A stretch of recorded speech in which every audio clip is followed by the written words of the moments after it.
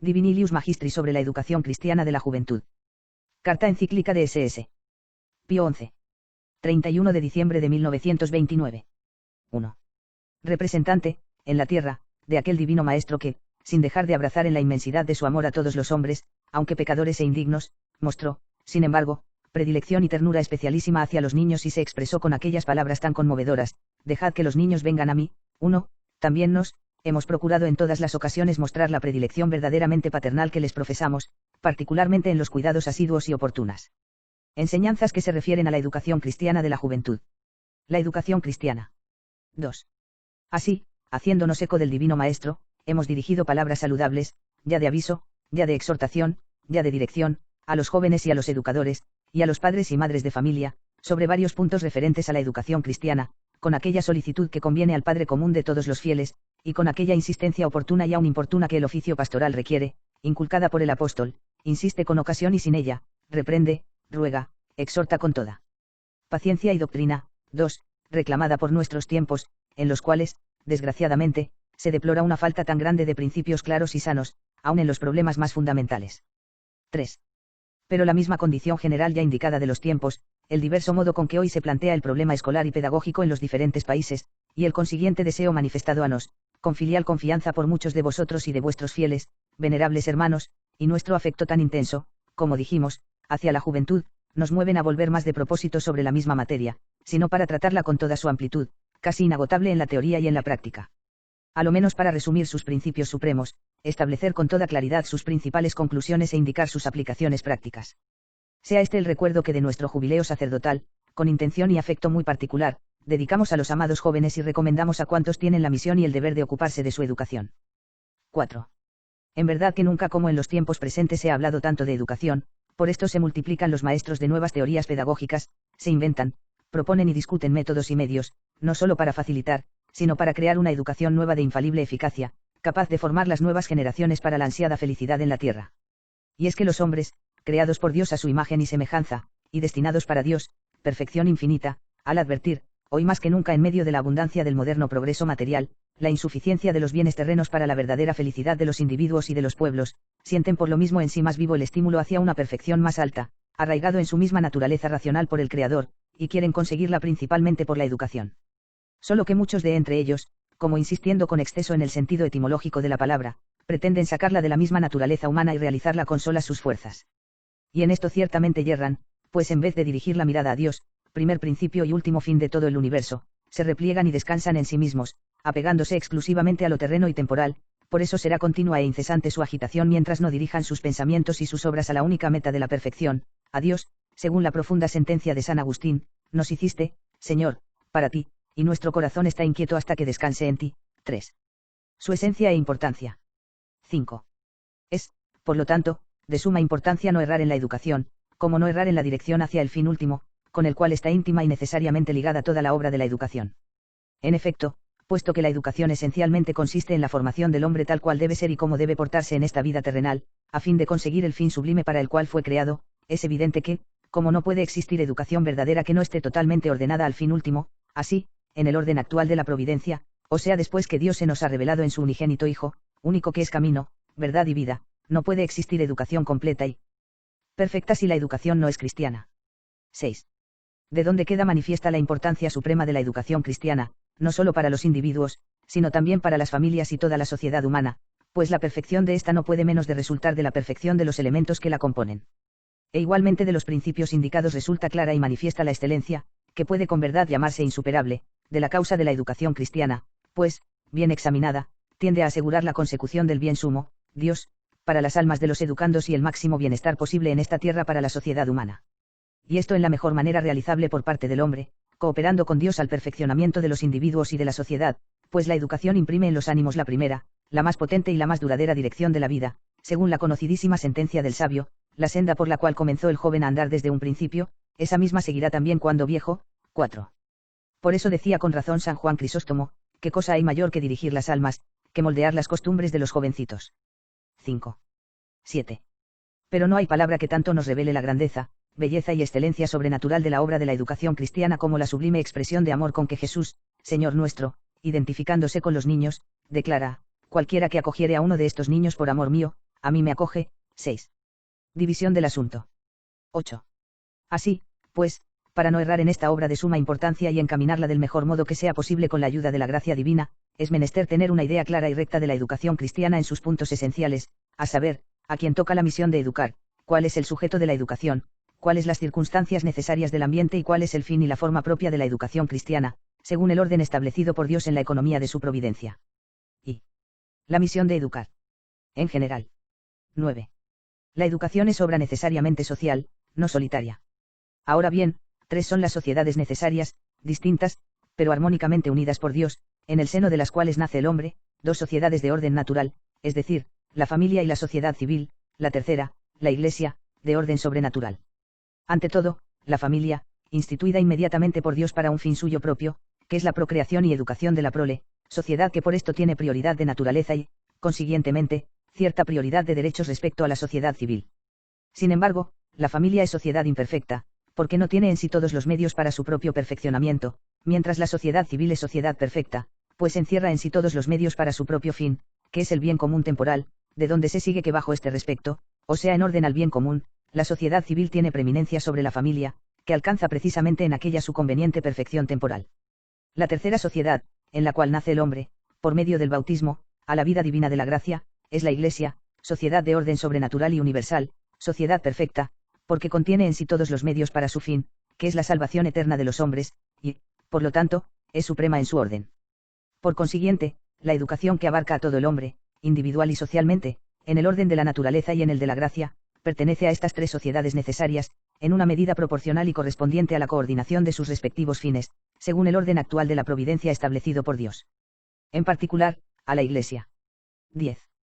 Y, ante todo, pertenece de un modo supereminente a la Iglesia la educación, por 2 títulos de orden sobrenatural, exclusivamente concedidos a ella por el mismo Dios, y por esto absolutamente superiores a cualquier otro título de orden natural. A. De un modo supereminente. Expresa misión y autoridad suprema del magisterio que le dio su divino fundador, a mí se me ha dado toda potestad en el cielo y en la tierra. Y de, pues, he instruido a todas las naciones, bautizándolas en el nombre del Padre, y del Hijo, y del Espíritu Santo, enseñándolas a observar todas las cosas que yo os he mandado. Y estad ciertos que yo estaré siempre con vosotros hasta la consumación de los siglos. 7. Y Cristo a este magisterio confirió la infalibilidad junto con el mandato de enseñar su doctrina, por lo tanto, la Iglesia ha sido constituida, por su divino autor, columna y fundamento de la verdad para que enseñe a todos los hombres la fe divina, y custodie íntegro e inviolable su depósito a ella confiado, y dirija e informe a los hombres y a sus asociaciones y acciones en honestidad de costumbres e integridad de vida, según la norma de la doctrina revelada. 8. B. Por su maternidad sobrenatural. 11. El segundo título es la maternidad sobrenatural con que la Iglesia, esposa inmaculada de Cristo, engendra, alimenta y educa las almas en la vida divina de la gracia, con sus sacramentos y su enseñanza. Con razón, pues, afirma San Agustín, no tendrá a Dios por padre el que rehusare tener a la Iglesia por madre. 9. Por lo tanto, en el objeto propio de su misión educativa, es decir, en la fe e institución de costumbres, el mismo Dios ha hecho a la Iglesia partícipe del divino magisterio y, por beneficio divino, inmune del error, por lo cual es maestra, suprema y segurísima, de los hombres y lleva en sí misma arraigado el derecho inviolable a la libertad de magisterio. 10. Así, por necesaria consecuencia, la Iglesia es independiente de cualquier potestad terrena, tanto en el origen como en el ejercicio de su misión educativa, no solo respecto a su objeto propio, sino también respecto a los medios necesarios y convenientes para cumplirla. Por esto, con relación a toda otra disciplina y enseñanza humana, que en sí considerada es patrimonio de todos, individuos y sociedades, la Iglesia tiene derecho independiente de emplearlas y principalmente de juzgarlas en todo cuanto pueda ser provechoso o contrario a la educación cristiana. Y esto, ya porque la Iglesia, como sociedad perfecta, tiene derecho independiente a los medios que emplea para su fin, ya porque toda enseñanza, lo mismo que toda acción humana, tiene necesaria relación de dependencia con el fin último del hombre, y, por lo tanto, no puede sustraerse a las normas de la ley divina, de la cual es guarda, intérprete y maestra infalible la Iglesia. Lo cual, con luminosas palabras, declara Pío X, DSM, en cualquier cosa que haga el cristiano, aun en el orden de las cosas terrenas no le es lícito descuidar los bienes sobrenaturales, antes al contrario, según los preceptos de la sabiduría cristiana, debe dirigir todas las cosas al bien supremo como a un último fin, además, todas sus acciones, en cuanto son buenas o malas en orden a las costumbres, o sea en cuanto están conformes o no con el derecho natural y divino, están sometidas al juicio y jurisdicción de la Iglesia. 11. Y es digno de notarse cuán bien ha sabido entender y expresar esta doctrina católica fundamental un seglar, tan admirable escritor como profundo y concienzudo pensador. La Iglesia no dice que la moral pertenezca puramente, en el sentido de exclusivamente, a ella, sino que pertenece a ella totalmente. Jamás ha pretendido que, fuera de su seno, y sin su enseñanza, el hombre no pueda conocer verdad alguna moral, antes bien, ha reprobado tal opinión más de una vez, porque ha aparecido en más de una forma. Dice, por cierto, como ha dicho y dirá siempre, que, por la institución recibida de Jesucristo y por el Espíritu Santo que el Padre le envió en su nombre, ella sola posee originaria e inadmisiblemente la verdad moral toda entera, omnem veritatem, en la cual todas las verdades particulares de la moral están comprendidas, tanto las que el hombre puede alcanzar con el simple medio de la razón, como las que forman parte de la revelación, o se pueden deducir de esta. 12. C. Con derecho inalienable. 12. Así, pues, con pleno derecho, la Iglesia promueve las letras, las ciencias y las artes en cuanto son necesarias o útiles para la educación cristiana y además para toda su obra de la salvación de las almas, aun fundando y manteniendo escuelas e instituciones propias en toda disciplina y en todo grado de cultura. 13. Ni se ha de estimar como ajena a su magisterio maternal la misma educación, que llaman física, precisamente porque ésta tiene razón de medio que puede ayudar o dañar a la educación cristiana. Esta obra de la Iglesia en todo género de cultura, así como cede en inmenso provecho de las familias y de las naciones, que sin Cristo se pierden, pues justamente observa San Hilario, que hay más peligroso para el mundo que no acoger a Cristo. 14. Así no causa el menor inconveniente a las ordenaciones civiles, porque la Iglesia, con su maternal prudencia, no se opone a que sus escuelas e instituciones educativas para seglares se conformen en cada nación con las legítimas disposiciones de la autoridad civil, y aún está en todo caso dispuesta a ponerse de acuerdo con esta y a resolver amistosamente las dificultades que pudieran surgir. 13. Además, es derecho inalienable de la Iglesia, y a la vez deber suyo indispensable, vigilar toda la educación de sus hijos, los fieles, en cualquier institución, pública o privada, no solo en lo referente a la enseñanza religiosa allí dada, sino también en toda otra disciplina y en todo plan cualquiera, en cuanto se refieren a la religión y a la moral. 15. Ni el ejercicio de este derecho podrá estimarse como injerencia indebida, sino como preciosa providencia maternal de la Iglesia, para preservar a sus hijos de los graves peligros de todo veneno doctrinal y moral. Además, esta vigilancia de la Iglesia, como no puede crear ningún inconveniente verdadero, tampoco dejará de reportar eficaz auxilio al orden y bienestar de las familias y de la sociedad civil, manteniendo a la juventud alejada de aquel veneno moral, que en esa edad inexperta y tornadiza suele tener más fácil entrada y pasar más rápidamente a la práctica. Pues sin una recta formación religiosa y moral, como sabiamente advierte León XIII, toda la cultura de las almas será malsana, los jóvenes, no habituados al respeto de Dios, no podrán soportar norma alguna de honesto vivir, y sin ánimo para negar nada a sus deseos, fácilmente se verán inducidos a trastornar los estados. 16. 14. En cuanto a la extensión de la misión educativa de la Iglesia, ella comprende a todas las gentes, sin límite alguno, según el mandato de Cristo, enseñad a todas las gentes. 17, y no hay potestad terrena que pueda legítimamente disputar o impedir su derecho. Primeramente se extiende a todos los fieles, cuyo cuidado tiene solícita como madre la más tierna. Por esta razón, para ellos ha creado y fomentado en todos los siglos una ingente muchedumbre de escuelas e instituciones en todos los ramos del saber, porque como dijimos en ocasión reciente hasta en aquel lejano tiempo medieval, en el que eran tan numerosos, alguno ha llegado a decir que hasta excesivamente numerosos, los monasterios, los conventos, las iglesias, las colegiatas, los cabildos catedrales y no catedrales, junto a cada una de esas instituciones había un hogar escolar, un hogar de instrucción y educación cristiana. Y a todo esto hay que añadir las universidades todas, universidades esparcidas por todos los países y siempre por iniciativa y bajo la vigilancia de la Santa Sede y de la Iglesia. Aquel magnífico espectáculo que ahora vemos mejor, porque está más cerca de nosotros y en condiciones más cerca de nosotros y en condiciones más grandiosas, como lo permiten las condiciones del siglo, fue el espectáculo de todos los tiempos, y los que estudian y confrontan los hechos, quedan maravillados de cuánto supo hacer la Iglesia en este orden de cosas, maravillados del modo con que la Iglesia logró corresponder a la misión que Dios le había confiado de educar a las generaciones humanas en la vida cristiana, y alcanzar tantos y tan magníficos frutos y resultados. Pero sí causa admiración que la Iglesia haya sabido en todo tiempo reunir alrededor de sí centenares, millares y millones de alumnos de su misión educadora, no es menor la que deberá sobrecogernos cuando reflexionemos sobre lo que ha llegado a hacer, no solo en el campo de la educación, sino también en el de la instrucción verdadera y propiamente tal. Porque si tantos tesoros de cultura, civilización y literatura han podido ser conservados, se debe a la actitud de la Iglesia que, aun en los tiempos más remotos y bárbaros, ha sabido hacer brillar tanta luz en el campo de las letras, de la filosofía, del arte y particularmente de la arquitectura. 18. Tanto ha podido y ha sabido hacer la Iglesia, porque su misión educativa se extiende aún a los no fieles, por ser todos los hombres llamados a entrar en el reino de Dios y a conseguir la eterna salvación.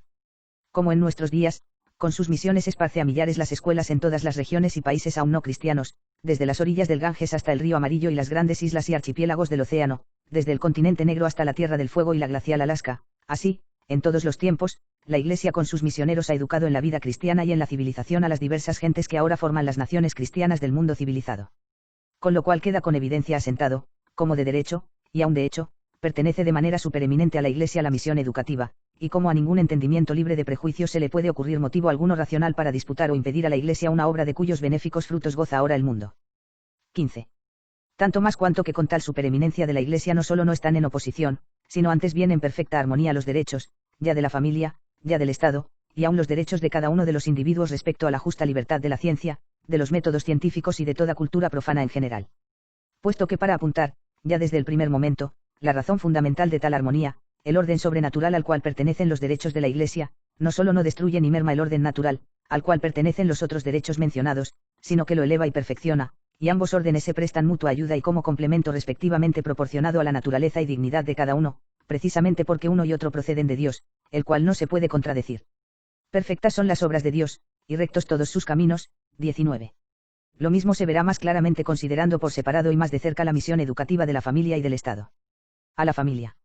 16. Primeramente, con la misión educativa de la Iglesia concuerda admirablemente la misión educativa de la familia, porque ambas proceden de Dios de una manera muy semejante. En efecto, a la familia, en el orden natural, le comunica Dios inmediatamente la fecundidad, principio de vida y consiguientemente principio de educación para la vida, junto con la autoridad, principio de orden. A. Derecho anterior al Estado. Su acostumbrada nitidez de pensamiento y precisión de estilo, el padre carnal participa singularmente de la razón de principio, que de un modo universal se encuentra en Dios. El padre es principio de la generación, educación y disciplina, y de todo cuanto se refiere al perfeccionamiento de la vida humana. 20. La familia, pues, tiene inmediatamente del Creador la misión, y, por lo tanto, el derecho de educar a la prole, derecho inalienable por estar inseparablemente unido con una estricta obligación, derecho anterior a cualquier otro derecho de la sociedad civil y del Estado, y por lo mismo inviolable por parte de toda potestad terrena. B. Inviolable. 17. Acerca de la inviolabilidad de este derecho da la razón el angélico. En efecto, el Hijo naturalmente es algo del Padre, así, pues, es de derecho natural que el Hijo, antes del uso de la razón, esté bajo el cuidado del Padre. Sería, pues, contra la justicia natural que el niño antes del uso de la razón fuese sustraído al cuidado de los padres o de alguna manera se dispusiera de él contra la voluntad de los padres. 21. Y como la obligación del cuidado de los padres continúa hasta que la prole esté en condición de proveerse a sí misma, perdura también el mismo inviolable derecho educativo de los padres. Porque la naturaleza no pretende solamente la generación de la prole, sino también su desarrollo y progreso hasta el perfecto estado del hombre en cuanto es hombre, o sea el estado de virtud. 22, dice el mismo angélico doctor. Por esto la sabiduría jurídica de la Iglesia se expresa así en esta materia, con precisión y claridad comprensiva en el Código de Derecho Canónico, en el Can. 1113, los padres tienen gravísima obligación de procurar con todo empeño la educación de sus hijos, tanto la religiosa y moral como la física y la cívica, y de proveer también a su bienestar temporal. 23. En este punto es tan concorde el sentir común del género humano, que se pondrían en abierta contradicción con el cuanto se atreviesen a sostener que la prole, antes que a la familia, pertenece al Estado y que el Estado tiene sobre la educación absoluto derecho.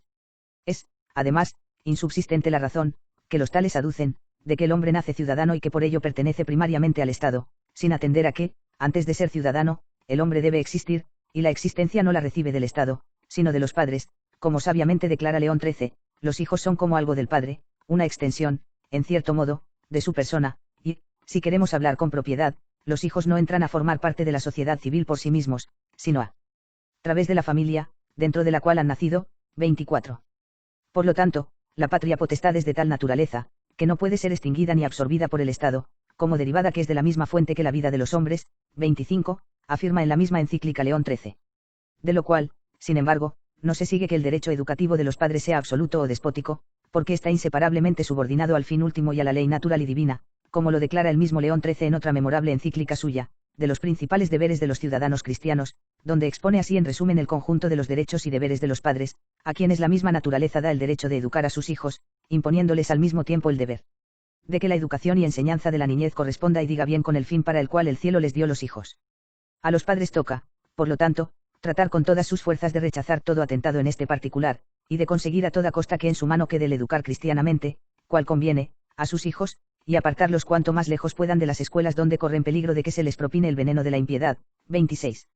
Obsérvese, además, que el deber educativo de la familia comprende no solo la educación religiosa y moral, sino también la física y civil. 27, principalmente en cuanto tienen relación con la religión y la moral. C. Reconocido. 18. Este incontrastable derecho de la familia ha sido varias veces reconocido jurídicamente por las naciones que se cuidan de respetar el derecho natural en las disposiciones civiles. Así, Para citar un ejemplo de los más recientes, el Tribunal Supremo de la República Federal de los Estados Unidos de la América del Norte, al resolver una importantísima controversia, declaró que no compete al Estado ninguna potestad general de establecer un tipo uniforme de educación en la juventud, obligándola a recibir la instrucción de las escuelas públicas solamente, y añadió la razón de derecho natural: el niño no es una mera criatura del Estado, quienes lo alimentan y lo dirigen tienen el derecho, junto con el alto deber, de educarlo y prepararlo para el cumplimiento de sus deberes. 28. Del amparado. 19. La historia testifica cómo, particularmente en los tiempos modernos, ha habido y hay de parte del Estado violación de los derechos conferidos por el Creador a la familia, y a la vez demuestra espléndidamente cómo la Iglesia los ha tutelado siempre y defendido, y de hecho la mejor prueba está en la especial confianza que las familias han puesto en las escuelas de la Iglesia. Como escribimos en nuestra reciente carta al Cardenal Secretario de Estado, la familia ha caído pronto en la cuenta de que es así, y desde los primeros tiempos del cristianismo hasta nuestros días, padres y madres, aun poco o nada creyentes, mandan y llevan por millones a sus propios hijos a los institutos educativos fundados y dirigidos por la Iglesia. 29. 20. Es que el instinto paterno, que viene de Dios, se orienta confiadamente hacia la Iglesia, seguro de encontrar en ella la tutela de los derechos de la familia, es decir, la concordia que Dios ha puesto en el orden de las cosas. La Iglesia, en efecto, aunque consciente como es de su divina misión universal y de la obligación que todos los hombres tienen de seguir la única religión verdadera, no se cansa de reivindicar para sí el derecho y de recordar a los padres el deber de hacer bautizar y educar cristianamente a los hijos de padres católicos. Con todo, es tan celosa de la inviolabilidad del derecho natural educativo de la familia, que no consiente, a no ser con determinadas condiciones y cautelas, que se bautice a los hijos de los infieles, o se disponga como quiera de su educación contra la voluntad de sus padres, mientras los hijos no puedan determinarse por sí, abrazando libremente la fe. 30. 21. Tenemos, pues, como lo declaramos en nuestro discurso ya citado, dos hechos de altísima importancia: la Iglesia, que pone a disposición de las familias su oficio de maestra y educadora, y las familias que acuden presurosas para aprovecharse de él, y confían sus propios hijos a la Iglesia, por centenares y millares, y estos dos hechos recuerdan y proclaman una gran verdad, importantísima en el orden moral y social, a saber, que la misión de la educación corresponde, ante todo y sobre todo, en primer lugar a la Iglesia y a la familia, y que les corresponde por derecho natural y divino, y, por lo tanto, de manera inderogable, ineluctable, insubrogable. 31. Al Estado. 22. De esta primacía de la misión educativa de la Iglesia y de la familia, así como resultan grandísimas ventajas, según hemos visto, para toda la sociedad, así también ningún daño puede seguirse a los verdaderos y propios derechos del Estado respecto a la educación de los ciudadanos, conforme al orden por Dios establecido. A. En orden al bien común. A la sociedad civil el mismo autor de la naturaleza, no a título de paternidad, como a la Iglesia y a la familia, pero sí por la autoridad que le compete para promover el bien común temporal, que es precisamente su fin propio. Por consiguiente, la educación no puede pertenecer a la sociedad civil del mismo modo que pertenece a la Iglesia y a la familia, sino de manera diversa, correspondiente a su fin propio. B. Dos funciones.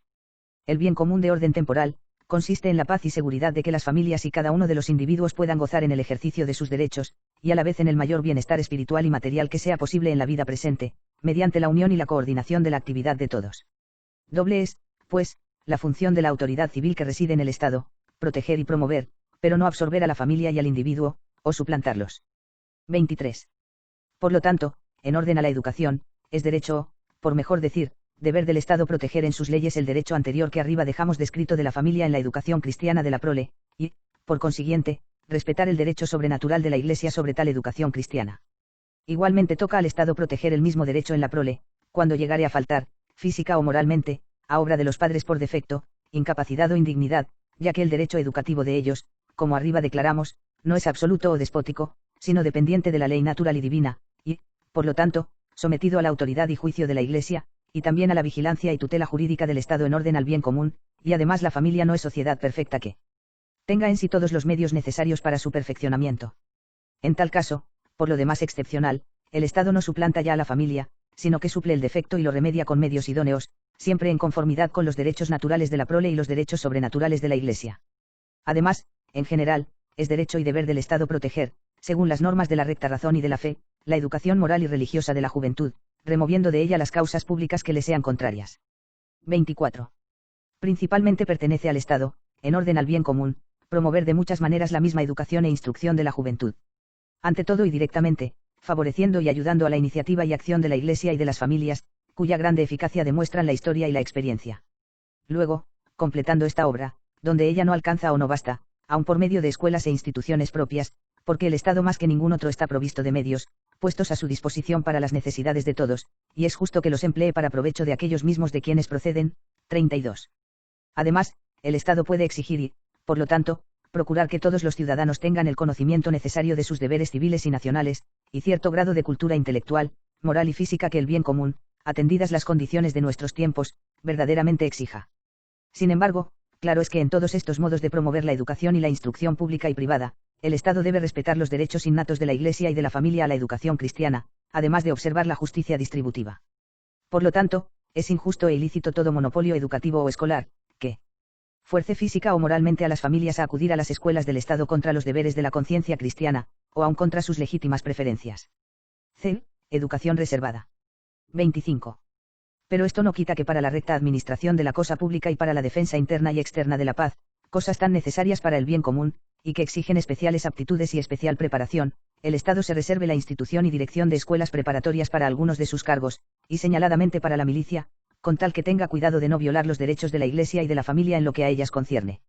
No es inútil repetir aquí en particular esta advertencia, porque en nuestros tiempos, en los que se va difundiendo un nacionalismo tan exagerado y falso como enemigo de la verdadera paz y prosperidad, se suele pasar más allá de los justos límites al ordenar militarmente la educación que llaman física de los jóvenes, y a veces de las jóvenes, contra la naturaleza misma de las cosas humanas, y aún, con frecuencia, usurpando más de lo justo, en el día del Señor, el tiempo que debe dedicarse a los deberes religiosos y al santuario de la vida familiar. No queremos, por lo demás, censurar lo que puede haber de bueno en el espíritu de disciplina y de legítimo valor en tales métodos, sino solamente el exceso, como, por ejemplo, el espíritu de violencia, que no hay que confundir con el espíritu de fortaleza ni con el noble sentimiento del valor militar en defensa de la patria y del orden público, como también la exaltación del atletismo, que aun para la edad clásica pagana señaló la degeneración y decadencia de la verdadera educación física. 26. En general, pues, no solo para la juventud, sino para todas las edades y condiciones, pertenece a la sociedad civil y al Estado la educación que puede llamarse cívica, la cual consiste en el arte de presentar públicamente a los individuos asociados tales objetos de conocimiento racional, de imaginación y de sensación que inviten a las voluntades hacia lo honesto y las muevan con una necesidad moral, ya sea en la parte positiva que presenta tales objetos, ya sea en la negativa, que impide los contrarios. 33. Esta educación cívica, tan amplia y múltiple que comprende casi toda la obra del Estado en favor del bien común, así como debe conformarse con las normas de la rectitud, así no puede contradecir a la doctrina de la Iglesia, divinamente constituida maestra de dichas normas. Relaciones entre la Iglesia y el Estado. 27. Cuanto hemos dicho hasta aquí acerca de la intervención del Estado en orden a la educación, descansa sobre el fundamento solidísimo e inmutable de la doctrina católica de Civitatum Constitutione Christiana, tan egregiamente expuesta por nuestro predecesor León XIII, particularmente en las encíclicas Immortale Dei Sapientiae Christianae, a saber, Dios ha hecho copartícipes del gobierno de todo el linaje humano a dos potestades, la eclesiástica y la civil, esta, que cuida directamente de los intereses humanos y terrenales, aquella, de los celestiales y divinos.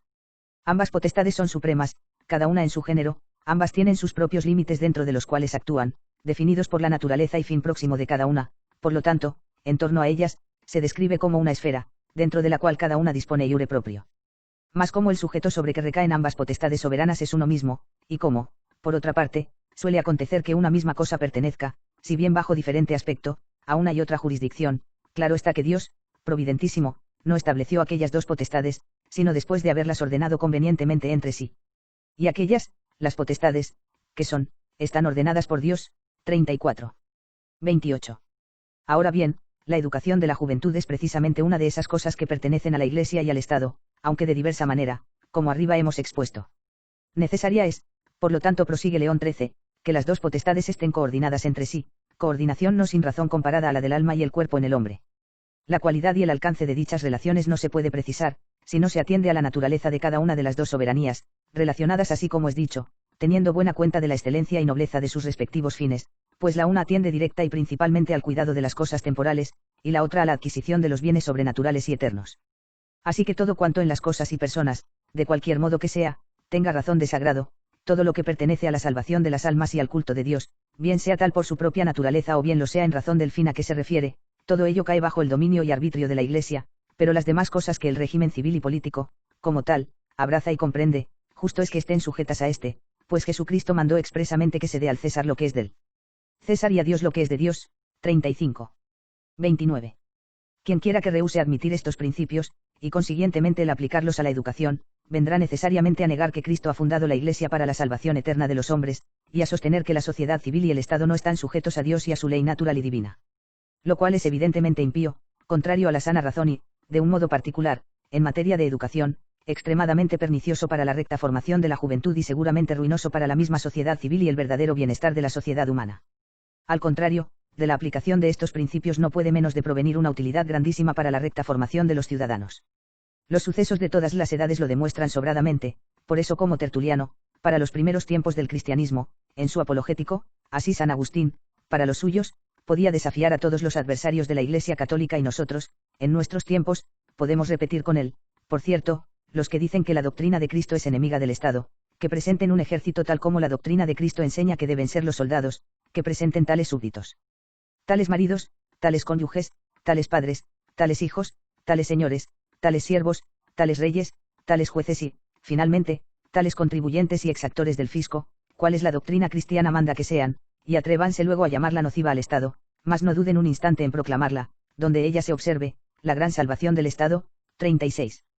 Y tratándose de educación, viene aquí a propósito hacer notar cuán bien ha expresado esta verdad católica, confirmada por los hechos, para los tiempos más recientes, en el periodo del Renacimiento, un escritor eclesiástico muy benemérito de la educación cristiana, el piísimo y docto cardenal Silvio Antoniano, discípulo del admirable educador San Felipe de Neri, maestro y secretario para las cartas latinas de San Carlos Borromeo, a cuya instancia y bajo cuya inspiración escribió el áureo tratado de la educación cristiana de los hijos, en que él razona así. Ventajas de la armonía con la Iglesia. 30. Cuanto el gobierno temporal más se armoniza con el espiritual, y más lo favorece y promueve, tanto más concurre a la conservación de la República. Porque, mientras el jefe eclesiástico procura formar un buen cristiano con su autoridad y medios espirituales, conforme a su fin, al mismo tiempo procura por consecuencia necesaria hacer un buen ciudadano, tal cual debe ser bajo el gobierno político. Ocurre así, porque en la Santa Iglesia Católica Romana, ciudad de Dios, una misma cosa es absolutamente el buen ciudadano y el hombre honrado. Por esto, yerran gravemente los que separan cosas tan unidas, y piensan poder tener buenos ciudadanos con otras reglas y por otras vías distintas de las que contribuyen a formar el buen cristiano. Diga y hable la prudencia humana cuanto le plazca, no es posible que produzca verdadera paz ni verdadera tranquilidad temporal nada de cuanto sea enemigo y sea parte de la paz y eterna felicidad. 37. 31. Como el Estado, tampoco la ciencia, el método científico y la investigación científica tienen nada que temer del pleno y perfecto mandato educativo de la Iglesia. Los institutos católicos, sea cualquiera el grado a que pertenezcan en la enseñanza y en la ciencia, no tienen necesidad de apología. El favor de que gozan, las alabanzas que reciben, las producciones científicas que promueven y multiplican, y más que nada los sujetos plena y exquisitamente preparados que proporcionan a la gobernación, a las profesiones, a la enseñanza, a la vida en todas sus manifestaciones, deponen más que suficientemente en su favor. 38. 32. Hechos que, por lo demás, no son sino una espléndida confirmación de la doctrina católica, definida por el Concilio Vaticano. La fe y la razón no solo no pueden jamás contradecirse, sino que se prestan recíproca ayuda porque la recta razón demuestra las bases de la fe, e iluminada con la luz de esta cultiva la ciencia de las cosas divinas. A su vez, la fe libra y protege de errores a la razón y la enriquece con variados conocimientos. Tan lejos está, pues, la Iglesia de oponerse al cultivo de las artes y de las disciplinas humanas, que de mil maneras lo ayuda y lo promueve. Porque ni ignora ni desprecia las ventajas que de ellas provienen para la vida de la humanidad, antes bien, confiesa que ellas, como vienen de Dios, Señor de las ciencias, así, rectamente tratadas, conducen a Dios con la ayuda de su gracia. Y de ninguna manera prohíbe que semejantes disciplinas, cada una dentro de su esfera, usen principios propios y propio método, pero, una vez reconocida esta justa libertad, cuidadosamente atiende a que, oponiéndose por ventura a la doctrina divina, no caigan en errores o, traspasando sus propios límites, ocupen y perturben el campo de la fe. 39. 33. Esta norma de la justa libertad científica es, a la vez, norma inviolable de la justa libertad didáctica o libertad de enseñanza rectamente entendida, y debe ser observada en cualquier manifestación doctrinal a los demás, y, con obligación mucho más grave de justicia en la enseñanza dada a la juventud, ya porque respecto a esta ningún maestro público o privado tiene derecho educativo absoluto, sino participado, ya porque todo niño o joven cristiano tiene estricto derecho a una enseñanza conforme a la doctrina de la Iglesia, columna y fundamento de la verdad, y le causaría grave injusticia quien quiera que turbase su fe, abusando de la confianza de los jóvenes para con los maestros y de su natural inexperiencia y desordenada inclinación a una libertad absoluta, ilusoria y falsa. 2. Sujeto de la educación. Todo el hombre, pero redimido. 34. Efectivamente, nunca se ha de perder de vista que el sujeto de la educación cristiana es el hombre todo entero, espíritu unido al cuerpo en unidad de naturaleza, con todas sus facultades naturales y sobrenaturales, cual nos lo hacen conocer la recta razón y la revelación. Por lo tanto, el hombre, caído de su estado originario, pero redimido por Cristo y reintegrado en la condición sobrenatural de hijo adoptivo de Dios, aunque no en los privilegios preternatural de la inmortalidad del cuerpo y de la integridad o equilibrio de sus inclinaciones. Quedan, pues, en la naturaleza humana los efectos del pecado original, particularmente la debilidad de la voluntad y las tendencias desordenadas. 35. La necedad está ligada al corazón del joven, la vara de la corrección la alejará de él. 40. Es, por lo tanto, preciso corregir las inclinaciones desordenadas, fomentar y ordenar las buenas, desde la más tierna infancia y, sobre todo, hay que iluminar el entendimiento y fortalecer la voluntad con las verdades sobrenaturales y los medios de la gracia, sin la cual no es posible dominar las perversas inclinaciones ni alcanzar la debida perfección moral. En la cual obra se manifiesta la soberana misión educativa de la Iglesia, perfecta y completamente dotada por Cristo, y de la doctrina divina y de los sacramentos, medios eficaces de la gracia. 36.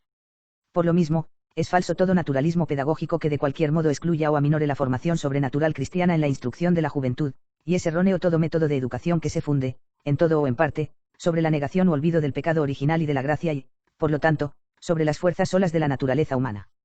Tales son, generalmente, esos sistemas actuales de varios nombres, que apelan a una pretendida autonomía y libertad ilimitada del niño y que disminuyen o aun suprimen la autoridad y la obra del educador, atribuyendo al niño una preeminencia exclusiva de iniciativas y una actividad independiente de toda ley superior natural y divina, en la obra de su educación. 37. Mas si con alguno de esos términos se quisiese indicar, bien que impropiamente, la necesidad de la cooperación activa, a cada paso más consciente, del alumno a su educación, si se pretendiese apartar de esta el despotismo y la violencia, diversa, por cierto, de la justa corrección, esta idea sería verdadera, pero no habría en ella nada nuevo, que no hubiese la Iglesia enseñado y la educación cristiana tradicional ejercitado en la práctica, a semejanza del modo que el mismo Dios guarda respecto de las criaturas, a las que él llama a la cooperación activa, según la naturaleza propia de cada una, ya que su sabiduría abarca de un extremo a otro vigorosamente, y lo gobierna todo con suavidad. 41. 38. Pero, desgraciadamente, con el significado obvio de los términos y con los hechos mismos, intentan no poco sustraer la educación a toda dependencia de la ley divina.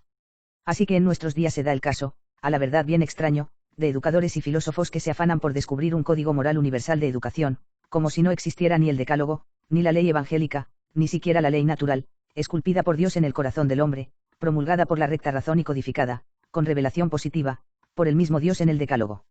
Asimismo tales innovadores suelen denominar, como por desprecio, a la educación cristiana heterónoma, pasiva, anticuada, porque se funda en la autoridad divina y en su santa ley. 39. Miserablemente se engañan estos en su pretensión de libertar, como ellos dicen, al niño, mientras lo hacen más bien esclavo de su ciego orgullo y de sus desordenadas pasiones, porque éstas, por consecuencia lógica de aquellos falsos sistemas, vienen a quedar justificadas como legítimas exigencias de la naturaleza que se proclama autónoma. 40.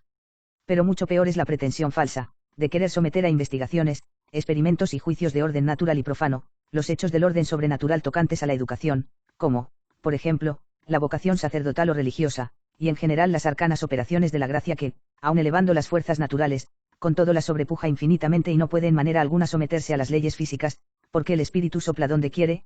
42. Educación sexual. 41. Peligroso en grado extremo es, además, ese naturalismo que en nuestros tiempos invade el campo de la educación en materia delicadísima, cual es la de la honestidad de las costumbres. Está muy difundido el error de los que, con pretensión peligrosa y con feo nombre, promueven la llamada educación sexual, estimando falsamente que podrán inmunizar a los jóvenes contra los peligros de la concupiscencia con medios puramente naturales, cual es una temeraria iniciación e instrucción preventiva para todos indistintamente y hasta públicamente, y, lo que es aún peor, exponiéndolos prematuramente a las ocasiones para acostumbrarlos, según dicen ellos, y como para curtir su espíritu contra aquellos peligros. Yerran estos tales gravemente, al no querer reconocer la nativa fragilidad de la naturaleza humana y la ley de que habla el apóstol contraria a la ley de la mente. 43, y al desconocer aún la experiencia misma de los hechos, los cuales nos demuestran que, singularmente en los jóvenes, las culpas contra las buenas costumbres son efecto, no tanto de la ignorancia intelectual, cuanto principalmente de la débil voluntad expuesta a las ocasiones y no sostenida por los medios de la gracia. En este delicadísimo asunto, sí, atendidas todas las circunstancias, se hace necesaria alguna instrucción individual en el tiempo oportuno, dada por quien ha recibido de Dios la misión educativa y la gracia de Estado, han de observarse todas las cautelas, conocidísimas en la educación cristiana tradicional, que el citado Antoniano suficientemente describe, cuando dice, es tal y tanta nuestra miseria y la inclinación al pecado, que muchas veces de las mismas cosas que se dicen para remedio de los pecados, se toma ocasión e incitamento para el mismo pecado. Importa, pues, sumamente que el buen padre, mientras hable con su hijo de materia tan lúbrica, esté muy sobre aviso y no descienda a particularidades y a los diversos modos con que esta hidra infernal envenena tan gran parte del mundo, a fin de que no suceda que en vez de apagar este fuego, lo excite y lo reavive imprudentemente en el pecho sencillo y tierno del niño. Generalmente hablando, mientras dura la niñez, bastará usar de los remedios que con un mismo influjo fomentan la virtud de la castidad y cierran la entrada al vicio. 44. Coeducación. 42. Igualmente erróneo y pernicioso a la educación cristiana es el método llamado de la coeducación, fundado también, según muchos, en el naturalismo negador del pecado original, y, además, según todos los sostenedores de este método, en una deplorable confusión de ideas que trueca la legítima convivencia humana en una promiscuidad e igualdad niveladora. El Creador ha ordenado y dispuesto la convivencia perfecta de los dos sexos solamente en la unidad del matrimonio, y gradualmente separada en la familia y en la sociedad.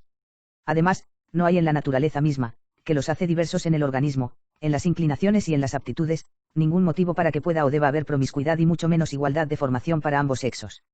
Estos, conforme a los admirables designios del Creador, están destinados a completarse recíprocamente en la familia y en la sociedad precisamente por su diversidad, la cual, por lo mismo, debe mantenerse y fomentarse en la formación educativa con la necesaria distinción y correspondiente separación, proporcionada a las varias edades y circunstancias. Principios que han de ser aplicados a su tiempo y lugar, según las normas de la prudencia cristiana, en todas las escuelas, particularmente en el periodo más delicado y decisivo de la formación, cual es el de la adolescencia, y en los ejercicios gimnásticos y de deporte, con particular atención a la modestia cristiana en la juventud femenina, de la que gravemente desdice cualquier exhibición y publicidad. Recordando las tremendas palabras del Divino Maestro, ay del mundo por razón de los escándalos. 45. Estimulamos vivamente vuestra solicitud y vigilancia, venerables hermanos, sobre estos perniciosísimos errores que con sobrada difusión se van extendiendo entre el pueblo cristiano con inmenso daño de la juventud. 3. Ambiente. 43. Para obtener una educación perfecta es de suma importancia velar porque las condiciones de todo lo que rodea al educando durante el periodo de su formación, es decir, el conjunto de todas las circunstancias, que suele denominarse ambiente, corresponda bien al fin que se pretende. Familia cristiana. 44. El primer ambiente natural y necesario de la educación es la familia, destinada precisamente para esto por el Creador. De modo que, regularmente, la educación más eficaz y duradera es la que se recibe en la familia cristiana bien ordenada y disciplinada, tanto más eficaz cuanto resplandezca en ella más claro y constante el buen ejemplo de los padres, sobre todos, y de los demás miembros de la familia. No es nuestra intención tratar aquí de propósito, aun tocando solo los puntos principales, de la educación doméstica, tan amplia es la materia, acerca de la cual, por lo demás, no faltan tratados especiales antiguos y modernos de autores de sana doctrina católica, entre los que merece especial mención el ya citado áureo libro de Antoniano de la educación cristiana de los hijos, que San Carlos Borromeo hacía leer públicamente a los padres reunidos en las iglesias. Queremos, con todo, llamar de manera especial vuestra atención, venerables hermanos y amados hijos, sobre el deplorable decaimiento actual de la educación familiar. A los oficios y profesiones de la vida temporal y terrena ciertamente de menor importancia preceden largos estudios y cuidadosa preparación, mientras que para el oficio y deber fundamental de la educación de los hijos están hoy poco o nada preparados muchos de los padres, demasiado absorbidos por cuidados temporales. A debilitar el influjo del ambiente familiar contribuye hoy el hecho de que casi en todas partes se tiende a alejar cada vez más de la familia a los niños desde sus más tiernos años, con varios pretextos, ora económicos, de la industria o del comercio, ora políticos, y hay países donde se arranca a los niños del seno de la familia para formarlos, o por decirlo con mayor verdad, para deformarlos y desviarlos, en asociaciones y escuelas sin Dios, en la irreligiosidad y en el odio, según las teorías socialistas extremas, renovándose una verdadera y más horrenda matanza de niños inocentes. 45. Conjuramos, pues, en nombre de Jesucristo, a los pastores de almas para que empleen toda clase de medios, en las instrucciones y catequesis, de palabra y por escritos profusamente divulgados, a fin de recordar a los padres cristianos sus gravísimos deberes, y no tanto teórica o genéricamente cuanto prácticamente, y en particular, cada uno de sus deberes en materia de educación religiosa, moral y cívica de los hijos y de los métodos más convenientes para realizarla eficazmente, previo, además, el ejemplo de su vida. A semejantes instrucciones prácticas no se desdeñó de bajar el apóstol de las gentes, en sus epístolas, particularmente en la dirigida a los de Efeso, donde, entre otros, da este consejo: padres, no irritéis a vuestros hijos. 46, lo cual es efecto, no tanto de la excesiva severidad cuanto principalmente de la impaciencia, de la ignorancia de los medios más aptos para la corrección fructuosa, y aun de la relajación, hoy día demasiado común, de la disciplina familiar, en medio de la cual crecen en los jóvenes las pasiones indómitas. Atiendan, pues, los padres, y con ellos todos los educadores, a usar rectamente de la autoridad que Dios les ha dado, y de quien son con toda propiedad vicarios, no para su propio provecho, sino para la recta educación de los hijos en el santo y filial temor de Dios, principio de la sabiduría, en el cual solamente se apoya con solidez el respeto a la autoridad, sin la cual no puede subsistir ni orden, ni tranquilidad, ni bienestar alguno en la familia y en la sociedad. La Iglesia. 46. A la debilidad de las fuerzas de la naturaleza humana decaída ha provisto la divina bondad con los abundantes auxilios de su gracia y los múltiples medios de que está enriquecida la Iglesia, la gran familia de Cristo, que por lo mismo es el ambiente educativo más estrecha y armoniosamente unido con el de la familia cristiana. Este ambiente educativo de la Iglesia no comprende solamente sus sacramentos, medios divinamente eficaces de la gracia y sus ritos, todos de manera maravillosa educativos, ni solo el recinto material del templo cristiano, asimismo admirablemente educativo en el lenguaje de la liturgia y del arte, sino también la gran abundancia y variedad de escuelas, asociaciones y toda clase de instituciones dedicadas a formar la juventud en la piedad religiosa, junto con el estudio de las letras y el de las ciencias, y aun con la misma recreación y cultura física. En esta inagotable fecundidad de obras educativas es tan admirable e insuperable la maternal providencia de la Iglesia, como admirable es la armonía antes indicada, que ella sabe mantener con la familia cristiana, hasta el punto de que se puede con verdad decir que la Iglesia y la familia constituyen un solo templo de educación cristiana. Escuela. 47. Siendo necesario que las nuevas generaciones sean instruidas en las artes y disciplinas, con que se beneficia y prospera la sociedad civil, y siendo para este trabajo, por sí sola, insuficiente la familia, nació la institución social de la escuela, ya en un principio, nótese bien, por iniciativa de la familia y de la Iglesia, mucho tiempo antes que por obra del Estado. De suerte que la escuela considerada aún en sus orígenes históricos es por su naturaleza institución subsidiaria y complementaria de la familia y de la Iglesia, y así, por lógica necesidad moral, debe no solamente no contradecir, sino positivamente armonizarse con los otros dos ambientes en la unidad moral lo más perfecta posible, hasta poder constituir, junto con la familia y la Iglesia, un solo santuario, consagrado a la educación cristiana, bajo pena de faltar a su cometido, y de trocarse en obra de destrucción.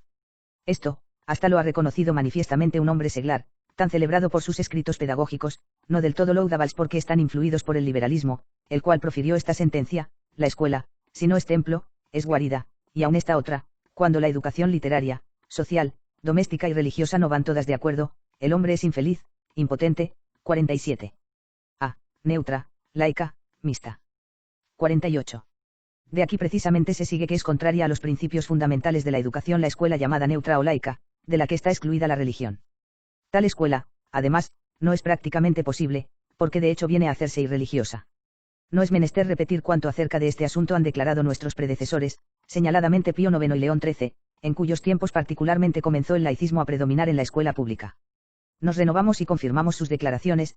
48, y al mismo tiempo las prescripciones de los sagrados cánones en que la asistencia a las escuelas acatólicas, neutras o mixtas, es decir, las abiertas indiferentemente a los católicos y a los no católicos sin distinción, está prohibida a los niños católicos, y solo puede tolerarse, únicamente a juicio del ordinario, en determinadas circunstancias de lugar y tiempo y con especiales cautelas. 49. Y no puede ni siquiera admitirse para los católicos la escuela mixta, peor si, siendo única, es obligatoria para todos, en la cual, aun dándoles, aparte, la instrucción religiosa, reciben la restante enseñanza de maestros no católicos junto con los alumnos acatólicos. B. Católica. 49. Ya que no basta el solo hecho de que en ella se dé instrucción religiosa, frecuentemente con excesiva parsimonia, para que una escuela resulte conforme a los derechos de la Iglesia y de la familia cristiana y digna de ser frecuentada por alumnos católicos. Para ello es necesario que toda la enseñanza y toda la organización de la escuela, maestros, programas y libros, en cada disciplina, estén imbuidas de espíritu cristiano bajo la dirección y vigilancia maternal de la Iglesia, de suerte que la religión sea verdaderamente fundamento y corona de toda la instrucción, en todos los grados, no solo en el elemental, sino también en el medio y superior. Es necesario, para emplear las palabras de León XIII, que no solo en horas determinadas se enseñe a los jóvenes la religión, sino que toda la formación restante exhale fragancia de piedad cristiana. Que si esto falta, si este hálito sagrado no penetra y no calienta las almas de maestros y discípulos, bien poca utilidad podrá sacarse de cualquier doctrina, frecuentemente, se seguirán más bien daños no leves. 50. 50. Y no se diga que es imposible al Estado, en una nación dividida en varias creencias, proveer a la instrucción pública, si no es con la escuela neutra o con la escuela mixta, debiendo el Estado más racionalmente y pudiendo hasta más fácilmente proveer al caso dejando libre y favoreciendo con justos subsidios la iniciativa y la obra de la Iglesia y de las familias. Que esto sea factible con gozo de las familias y con provecho de la instrucción y de la paz y tranquilidad pública, lo demuestra el hecho de naciones divididas en varias confesiones religiosas, en las cuales el plan escolar corresponde al derecho educativo de las familias, no solo en cuanto a la enseñanza total particularmente con la escuela enteramente católica para los católicos, sino también en cuanto a la justicia distributiva con la ayuda financiera, por parte del Estado, a cada una de las escuelas escogidas por las familias. 51. En otros países de religión mixta se hace de otra manera, con no ligera carga de los católicos, que, bajo el auspicio y guía del episcopado y con el empeño incesante del clero secular y regular, sostienen totalmente a sus expensas la escuela católica para sus hijos, cual su gravísima obligación de conciencia la requiere, y con generosidad y constancia laudable perseveran en el propósito de asegurar enteramente, como ellos a manera de santo y seña lo proclaman, la educación católica, para toda la juventud católica, en las escuelas católicas. Lo cual, aunque no esté subvencionado por el erario público según de por sí lo exige la justicia distributiva, no puede ser impedido por la potestad civil, que tiene conciencia de los derechos de la familia y de las condiciones indispensables de la libertad legítima. Y donde aún esta libertad elemental se haya impedida o de diversas maneras dificultada, los católicos no trabajarán nunca lo bastante, aun a precio de grandes sacrificios, en sostener y defender sus escuelas y en procurar que se establezcan leyes escolares justas. La acción católica. 52. Todo cuanto hacen los fieles promoviendo y defendiendo la escuela católica para sus hijos es obra genuinamente religiosa, y por lo mismo tarea principalísima de la acción católica, por lo cual son particularmente amadas de nuestro corazón paterno y dignas de gran alabanza todas las asociaciones especiales, que en varias naciones trabajan con tanto celo en obra tan necesaria.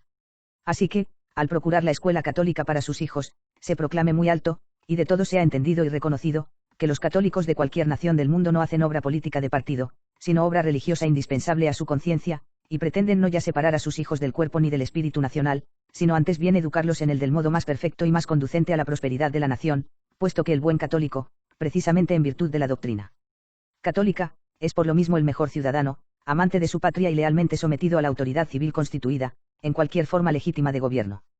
53. En esta escuela, en armonía con la Iglesia y con la familia cristiana, no sucederá que en las varias enseñanzas se contradiga, con evidente daño de la educación, a lo que los alumnos aprenden en la instrucción religiosa, y, si hay necesidad de hacerles conocer, por escrupulosa responsabilidad de magisterio, las obras erróneas para refutarlas, esto se hará con tal preparación y con tal antídoto de sana doctrina, que la formación cristiana de la juventud no reciba de ello daño, antes provecho. 54. Asimismo, en esta escuela, el estudio de la lengua patria y de la literatura clásica jamás será en menoscabo de la santidad de las costumbres, ya que el maestro cristiano seguirá el ejemplo de las abejas, las cuales toman la parte más pura de las flores y dejan lo demás, como enseña San Basilio en su homilía a los jóvenes acerca de la lectura de los clásicos. 51. Esta necesaria cautela sugerida por el mismo pagano Quintiliano, 52, no impide de ninguna manera que el maestro cristiano tome y aproveche cuanto de verdaderamente bueno en las disciplinas y métodos ofrecen nuestros tiempos, acordándose de lo que dice el apóstol: examinad, sí, todas las cosas y ateneos a lo bueno. 53. Por esto, al tomar lo nuevo, él se guardará de abandonar fácilmente lo antiguo que la experiencia de varios siglos ha comprobado ser bueno y eficaz, señaladamente en los estudios de latinidad, que en nuestros días estamos viendo cómo sin cesar decaen, precisamente por el injustificado abandono de los métodos tan fructuosamente empleados por el sano humanismo, que tanto floreció, sobre todo, en las escuelas de la Iglesia. Estas nobles tradiciones reclaman que la juventud confiada a las escuelas católicas sea, sí, instruida en las letras y en las ciencias plenamente según las exigencias de nuestros tiempos, pero a la vez sólida y profundamente, de manera especial en la sana filosofía, lejos de la farragosa superficialidad de aquellos que hubieran tal vez encontrado lo necesario, si no hubiesen buscado lo superfluo. 54. Por lo cual todo maestro cristiano debe tener presente cuanto dice León XIII en compendiosa sentencia: con mayor empeño conviene esforzarse en que no solo se aplique un método de enseñanza apto y sólido, sino más aún en que la enseñanza misma de las letras y de las ciencias florezca en todo conforme a la fe católica, y sobre todo la de la filosofía, de la cual en gran parte depende la recta dirección de las demás ciencias. 55. Buenos maestros. 55. Las buenas escuelas son fruto no tanto de las buenas legislaciones cuanto principalmente de los buenos maestros, que, egregiamente preparados e instruidos, cada uno en la disciplina que debe enseñar, y adornados de las cualidades intelectuales y morales que su importantísimo oficio reclama, arden en puro y divino amor hacia los jóvenes a ellos confiados, precisamente porque aman a Jesucristo y su Iglesia, de quien aquellos son hijos predilectos, y por lo mismo buscan con todo empeño el verdadero bien de las familias y de su patria. Por esto nos llena el alma de consuelo y de gratitud hacia la bondad divina el ver cómo, juntamente con religiosos y religiosas dedicados a la enseñanza, un tan gran número de maestros y maestros excelentes aún organizados, a veces, en congregaciones y asociaciones especiales para cultivar mucho mejor su espíritu, las cuales por esto son de alabar y promover como nobilísimos y potentes auxiliares de la acción católica trabajan con desinterés, celo y constancia en la que San Gregorio Nacianceno llama arte de las artes y ciencia de las ciencias. 56, de regir y formar a la juventud. Y, con todo, también a ello se aplica el dicho del Divino Maestro: la mies es verdaderamente mucha, mas los obreros pocos. 57. Supliquemos, pues, al Señor de la mies que mande aún muchos más de tales operarios de la educación cristiana, cuya formación deben tener muy en el corazón los pastores de las almas y los supremos moderadores de las órdenes religiosas. Es también necesario dirigir y vigilar la educación del joven, blando como cera para doblegarse al vicio. 58, en cualquier otro ambiente en que venga a encontrarse, apartándolo de las malas ocasiones y procurándole la oportunidad de las buenas, en las recreaciones y reuniones, ya que las malas conversaciones corrompen las buenas costumbres. 59. Mundo, sus peligros. 56. Solo que, en nuestros tiempos, hay que tener una vigilancia tanto más general y cuidadosa, cuanto más han aumentado las ocasiones de naufragio moral y religioso que la juventud inexperta encuentra, particularmente en los libros impíos o licenciosos, muchos de ellos diabólicamente difundidos, a vil precio, en los espectáculos del cinematógrafo y ahora aún en las audiciones radiofónicas, que multiplican y facilitan, por decirlo así, toda clase de lecturas, como el cinematógrafo toda clase de espectáculos. Estos medios tan potentísimos de divulgación, que pueden servir, si van regidos por sanos principios, de gran utilidad para la instrucción y educación, se subordinan, desgraciadamente, muchas veces tan solo al incentivo de las malas pasiones y a la codicia de sórdidas ganancias. San Agustín se lamentaba al ver la pasión que arrastraba aún a los cristianos de su tiempo a los espectáculos del circo, y cuenta con viveza dramática la perversión, felizmente pasajera, de su alumno y amigo Alipio. 60. ¿Cuántos extravíos juveniles a causa de los espectáculos de hoy día, sin contar las malvadas lecturas, tienen que llorar ahora los padres y educadores? 57. Por esto se han de alabar y promover todas las obras educativas que, con espíritu sinceramente cristiano de celo por las almas de los jóvenes, atienden, con oportunos libros y publicaciones periódicas, a dar a conocer, particularmente a los padres y a los educadores, los peligros morales y religiosos, con frecuencia fraudulentamente insinuados, en libros y espectáculos, y se industrian para difundir las buenas lecturas y promover espectáculos verdaderamente educativos, creando, aun con grandes sacrificios, teatros y cinematógrafos, en los cuales la virtud no solo nada tenga que perder, antes mucho que ganar. De esta necesaria vigilancia nadie deduzca, sin embargo, que la juventud tenga que estar segregada de la sociedad en la que debe vivir y salvar su alma, sino que hoy, más que nunca, debe estar armada y fortalecida cristianamente contra las seducciones y los errores del mundo, el cual, como advierte una sentencia divina, es todo concupiscencia de la carne, concupiscencia de los ojos y soberbia de la vida. 61, de manera que, como decía Tertuliano de los primeros cristianos, sean como deben ser los verdaderos cristianos de todos los tiempos, coposesores del mundo, no del error. 62. Con esta sentencia de Tertuliano hemos venido a tocar lo que nos hemos propuesto tratar en último término, aunque de grandísima importancia, como que es la verdadera sustancia de la educación cristiana, cual se desprende de su fin propio, en cuya consideración brilla mucho más clara, como en pleno mediodía, la supereminente misión educativa de la Iglesia. 4. Fin y forma. 58. Fin propio e inmediato de la educación cristiana es cooperar con la gracia divina a formar el verdadero y perfecto cristiano, es decir, al mismo Cristo, en los regenerados con el bautismo, según la viva expresión del apóstol: hijitos míos, por quienes segunda vez padezco dolores de parto hasta formar a Cristo en vosotros. 63. Ya que el verdadero cristiano debe vivir la vida sobrenatural en Cristo, Cristo, que es nuestra vida. 64, y manifestarla en todas sus operaciones, para que la vida de Jesús se manifieste a sí mismo en nuestra carne mortal. 65. El verdadero cristiano. 59. Por esto precisamente la educación cristiana comprende todo el ámbito de la vida humana sensible y espiritual, intelectual y moral, individual, doméstica y social, no para menoscabarla en manera alguna, sino para elevarla, regularla y perfeccionarla según los ejemplos y la doctrina de Cristo. De suerte que el verdadero cristiano, fruto de la educación cristiana, es el hombre sobrenatural, que piensa, juzga y obra constante y coherentemente, según la recta razón iluminada por la luz sobrenatural de los ejemplos y de la doctrina de Cristo, o, por decirlo con el lenguaje ahora en uso, el verdadero y completo hombre de carácter. Pues no es cualquier coherencia y tenacidad de conducta, según principios subjetivos, lo que constituye el verdadero carácter, sino solamente la constancia en seguir los principios eternos de la justicia, como lo reconoce hasta el poeta pagano, cuando alaba, inseparablemente, al hombre justo y constante en su propósito. 66, y, por otra parte, no puede existir completa justicia sino dando a Dios lo que se debe a Dios, como lo hace el verdadero cristiano. 60. Tal meta y término de la educación cristiana parece a los profanos como una abstracción, o más bien como una cosa irrealizable, sin arrancar o menoscabar las facultades naturales y sin renunciar a las obras de la vida terrenal, por lo tanto, ajena a la vida social y a la prosperidad temporal, contraria a todo progreso en las letras, en las ciencias, en las artes y en toda otra obra de civilización. A semejante objeción, movida por la ignorancia y el prejuicio de los paganos, aun eruditos, de aquel tiempo repetida, desgraciadamente, con más frecuencia e insistencia en tiempos modernos había ya respondido Tertuliano: no vivimos fuera de este mundo. Bien nos acordamos de que debemos agradecimiento a Dios, Señor Creador, no rechazamos fruto alguno de sus obras, solamente nos refrenamos, para no usar de ellas desmesurada o viciosamente. Así que no habitamos en este mundo sin foro, sin mercado, sin baños, casas, tiendas, caballerizas, sin vuestras ferias y demás suertes de comercio. También nosotros navegamos y militamos con vosotros, cultivamos los campos y negociamos, y por eso trocamos nuestros trabajos y ponemos a vuestra disposición nuestras obras. Como podamos, pues, pareceros inútiles para vuestros negocios, con los cuales y de los cuales vivimos, francamente no lo veo. 67. Por lo tanto, el verdadero cristiano, lejos de renunciar a las obras de la vida terrena o a menguar sus facultades naturales, más bien las desarrolla y perfecciona coordinándolas con la vida sobrenatural, hasta el punto de ennoblecer la misma vida natural y de procurarla un auxilio más eficaz, no solo en orden espiritual y terreno, sino también material y temporal. El mejor ciudadano. 61. Lo dicho se ve claro en toda la historia del cristianismo y de sus instituciones, que se identifica con la historia de la verdadera civilización y del genuino progreso hasta nuestros días, y particularmente en los santos, de que es fecundísima la Iglesia y solamente ella, los cuales han alcanzado en grado perfectísimo la meta de la educación cristiana, y han ennoblecido y aprovechado a la sociedad civil en todo género de bienes.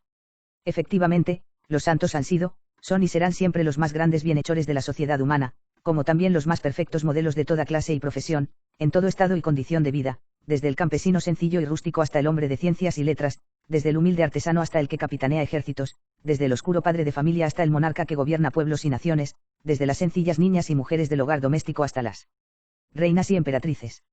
¿Y qué decir de la inmensa labor, aun en pro del bienestar temporal, de los misioneros evangélicos, que junto con la luz de la fe han llevado y llevan a los pueblos bárbaros los bienes de la civilización, de los fundadores de múltiples obras de caridad y asistencia social, y de la interminable falange de santos educadores y santas educadoras, que han perpetuado y multiplicado su propia obra en sus fecundas instituciones de educación cristiana para bien de las familias y con inestimable beneficio de las naciones?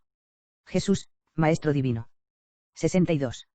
Estos son los frutos, sobremanera benéficos, de la educación cristiana, precisamente a causa de la vida y virtud sobrenatural de Cristo, que ella desarrolla y forma en el hombre, ya que Cristo nuestro Señor, Maestro Divino, es también fuente y dador de tal vida y virtud, y a la vez modelo universal y accesible, con su ejemplo, a todos los hombres, cualquiera que sea su condición, particularmente a la juventud, en el periodo de su vida escondida, laboriosa, obediente, adornada de todas las virtudes individuales, domésticas y sociales, delante de Dios y delante de los hombres. La Iglesia, Madre Educadora. 63. Todo el cúmulo de los tesoros educativos de infinito valor, que hasta ahora hemos venido indicando apenas en parte, es de tal modo propio de la Iglesia, que constituye su misma sustancia, siendo ella el cuerpo místico de Cristo, la esposa inmaculada de Cristo, y por esto mismo Madre fecundísima y educadora soberana. Y perfecta. Por eso el grande y genial San Agustín, de cuya dichosa muerte vamos a celebrar el 15º centenario, prorrumpía, lleno de santo afecto, para con tal madre, en estos acentos: oh Iglesia católica, madre muy verdadera de los cristianos, con razón no solamente prédicas que hay que honrar purísima y castísimamente al mismo Dios, cuya posesión es dichosísima vida, sino que también haces de tal manera tuyo el amor y la caridad del prójimo, que en ti hallamos toda medicina, potentemente eficaz para los muchos males que, por causa de los pecados, aquejan a las almas. Tú adiestras y amaestras puerilmente a los niños, con fortaleza a los jóvenes, con delicadeza a los ancianos, según las exigencias de su cuerpo y de su espíritu. Tú, con una, estoy por decir, libre servidumbre, sometes los hijos a los padres y pones a las madres delante de los hijos con dominio de piedad. Tú, con vínculo de religión más fuerte y más estrecho que el de la sangre, unes a hermanos con hermanos. Tú, no solo con vínculo de sociedad, sino también de una cierta fraternidad, ligas a ciudadanos con ciudadanos, a naciones con naciones, en una palabra, a todos los hombres con el recuerdo de los primeros padres. A los reyes enseñas a mirar por los pueblos, a los pueblos amonestas que obedezcan a los reyes. Enseñas con diligencia a quien se debe honor, a quien afecto, a quien respeto, a quien temor, a quien consuelo, a quien amonestación, a quien exhortación, a quien corrección, a quien reprensión, a quien castigo, mostrando cómo no se debe todo a todos, pero sí a todos la caridad, a ninguno la ofensa. 68. Levantemos al cielo, venerables hermanos y amados hijos, los corazones y manos suplicantes, al pastor y obispo de nuestras almas, al Rey divino, que da leyes a los gobernantes, para que él, con su virtud omnipotente, haga de modo que estos sabrosos frutos de la educación cristiana se recojan y multipliquen en todo el mundo con provecho siempre creciente de los individuos y de las naciones. Como prenda de estas gracias celestiales, con paternal afecto, a vosotros, venerables hermanos, a vuestro clero y a vuestro pueblo damos la bendición apostólica. Dado en Roma, junto a San Pedro, el 31 de diciembre de 1929, año octavo de nuestro pontificado. Pío XI.